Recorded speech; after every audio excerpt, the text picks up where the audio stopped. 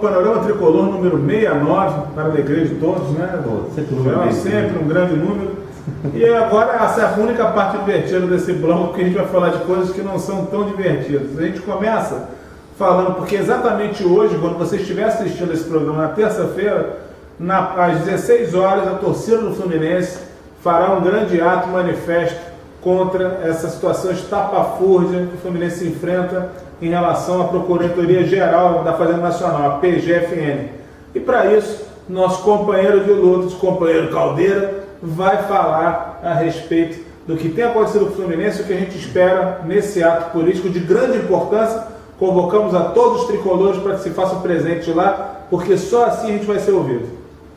Cara, não é um dia importante, cara, pressionar por esse acordo pelo pagamento da dívida junto da Procuradoria Geral da Fazenda Nacional. Acho que é a coisa mais importante do momento do Fluminense, né? O clube está asfixiado financeiramente, né?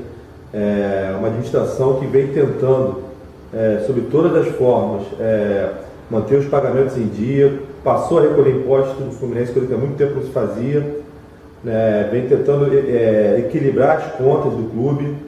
Enfim, pela primeira vez na história, em muito tempo, talvez fosse o saldo do Fluminense fosse superavitário, não vai conseguir ser por causa dessa aberração. E, cara, isso gera atraso de salário dos jogadores, pior, atraso de salário dos funcionários, que o jogador ganha muito bem, por direito de imagem da Unimed, ele dá para viver muito bem. Com um mês ele se vira um ano. Um ano não, 10 anos. Né? Agora, os funcionários com salário atrasado. E, cara, isso está fazendo com que novas dívidas sejam contraídas. Porque a partir do momento que o Fluminense é excluído da time mania, ele passa a ter a dívida passa a ser majorada, né? Então, cara, a gente vai ser realizado o ato amanhã, está convocado por torcedores do Fluminense, que será às 16 horas, em frente à PGFN, lá no Antônio Carlos 375. Vai ter carro de som, cara, o evento do Facebook já tinha mais de 1000 pessoas, estava correndo já um abaixo-assinado, também já com quase 2.000 assinaturas. A ideia é que a gente consiga botar um monte de gente lá dentro, que a gente pressione, e a gente vai tentar entrar para entregar ao procurador o abaixo-assinado pedindo a isonomia, porque o mote do protesto amanhã queremos a isonomia já, ou seja, o Flamengo teve seu acordo, sua parcela para dívida acordada, o Vasco parece que conseguiu a dele agora também, e a gente não entende porque o Fluminense não está e o Botafogo não está, mas o Botafogo é o problema do Botafogo, o nosso problema aqui é o Fluminense. Então, a gente conclama todo mundo lá, está às 4 horas, na Antônio Carlos 375. Cara, isso é dever cívico, é cidadania tricolor, cara. A gente precisa ajudar o presidente a conseguir esse acordo. Então a gente precisa pressionar a Procuradoria. Se vai surtir efeito, gente, ninguém sabe. Agora, a gente vai fazer barulho, pode ter certeza. Não, e mais do que isso, né? Queria aproveitar para lembrar o seguinte recado. A gente passa por um tradicional momento de conturbação política no Fluminense, que quando chega a época próxima da eleição, os grupos se engalfinham, né, nas suas mais variadas tendências. Esse assunto não permite engalfinhamento. Esse assunto não é para ser utilizado por qualquer tipo de clã, grupo ou o que quer que seja em termos de natureza política. Isso é a defesa do Fluminense, defesa intransigente do Fluminense. Portanto, não cabe o mau uso político dessa questão no tocante, por exemplo, a uma não participação ou boicote.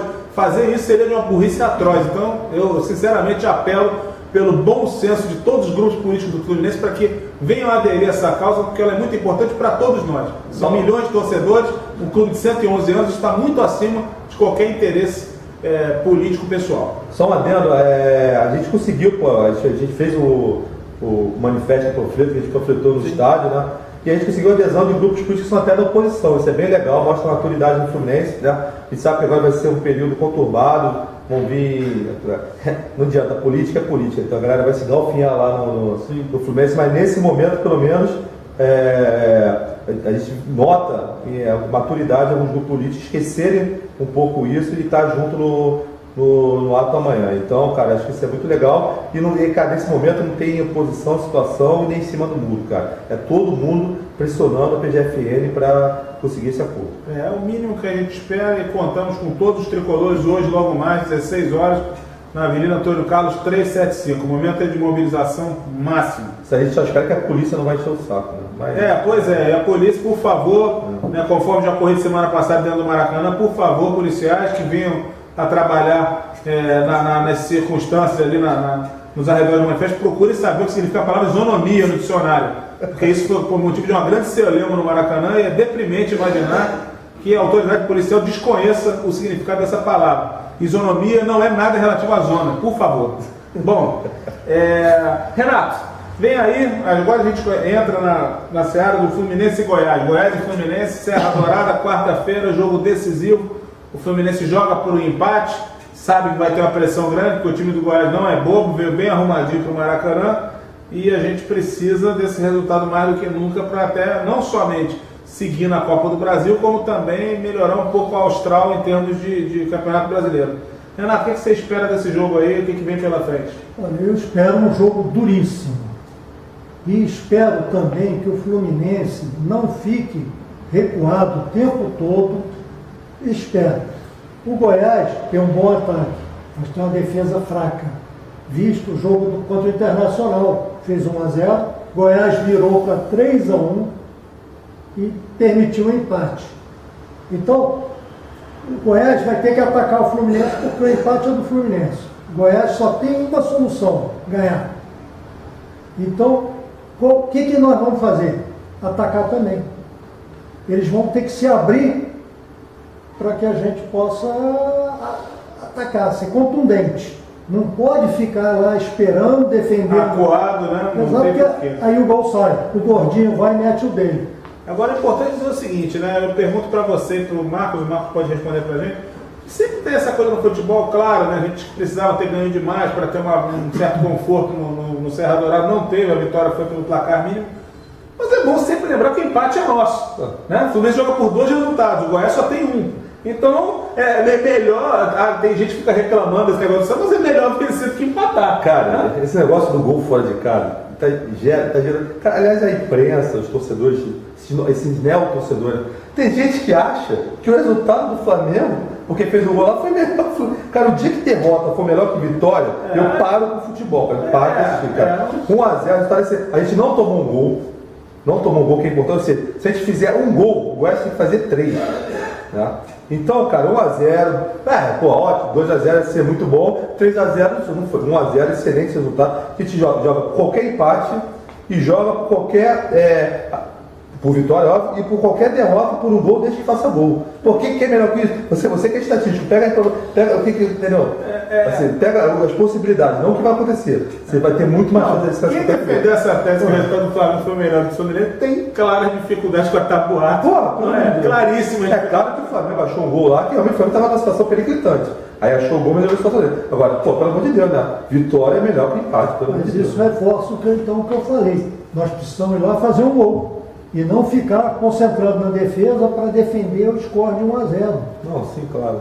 Eu acho que nós temos que... Cara, eu espero que o Fluminense jogue, cara, eu não quero nada mais além do que o Fluminense jogou contra o Goiás no último jogo.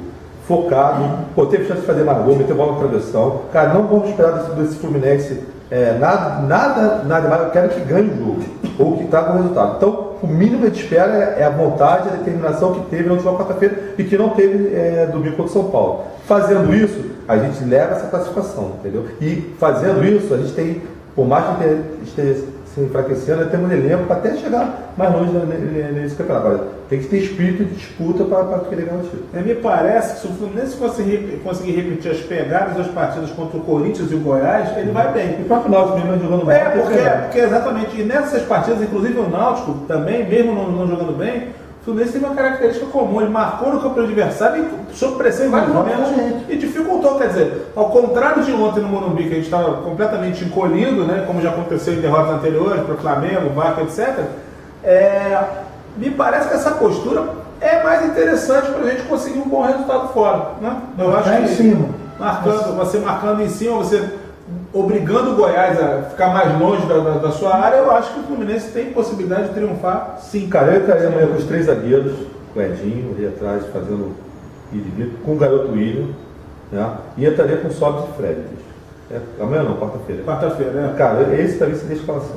Seria muito bom. Até com o Santos a gente ganha um reforço muito grande, não significa chute fora da área, né? Que é uma coisa que no Fluminense praticamente só ele faz. Todo mundo tem medo de chutar. Exatamente. Aí isso aumenta o nosso poder ofensivo. Mas enfim, o momento não é dos melhores, mas a gente tem perspectivas aí para progredir. Bom, agora, gente, a parte talvez mais chata da gravação de hoje. Um dos maiores jogadores da história recente do futebol mundial, para nosso orgulho, defendeu as cores do Fluminense durante 3 temporadas, anunciou hoje o término de sua carreira. Anderson, o Deco, né? Um jogador que talvez tudo que a gente fale aqui em pouco tempo não vai representar exatamente o que foi o talento e a habilidade do Deco e o orgulho que, pelo menos boa parte do torcedor do Fluminense teve ao tê-lo como jogador defendendo nossa camisa.